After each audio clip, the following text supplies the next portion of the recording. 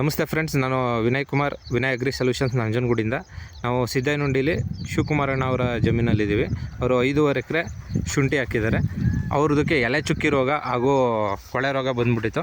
ಅವ್ರಿಗೆ ನಾವು ಸುಮಾರು 1 ತಿಂಗಳಿಂದ ಗೈಡೆನ್ಸ್ ಮಾಡ್ತಾಯಿದ್ದೀವಿ. ಇದ್ರ ಬಗ್ಗೆ ಅವರ ಅನುಭವ ಹೇಳ್ತಾರೆ. ಅಣ್ಣ, ನಿಮಗೆ ಈಗ ನಮ್ಮ ಗೈಡೆನ್ಸಿಂದ ಏನು ಉಪಯೋಗ ಆಗಿದೆ ಮತ್ತು ರೋಗ ಎಲ್ಲ ತಿಳಿದಿದೆಯಾ? ಹೇಗೆ? ಪರವಾಗಿಲ್ಲ, ಚೆನ್ನಾಗಿದೆ. ಮದ್ದು ಕಮ್ಮಿ ಇತ್ತು, ಎಲ್ಲ ಬೆಳೆ ಎಲೆ ಚಿಕ್ಕ ರೋಗ ಎಲ್ಲ ಇತ್ತು. ಏನು ಮೆಡಿಸಿನ್ ಕೊಡ್ತಾರೆ, ಸ್ವಲ್ಪ ಕಡಿಮೆ ಆಗಿದೆ. ಪರವಾಗಿಲ್ಲ ಅನಿಸ್ತಾ ಇದೆ. ಈಗ ಇದನ್ನೇ ಕಂಟಿನ್ಯೂ ಮಾಡ್ತಾ ಇದ್ದೀನಿ. ಏನು ಹೇಳ್ತೀರ ಕಂಟಿನ್ಯೂ ಮಾಡ್ತಾ ಇದ್ದೀನಿ.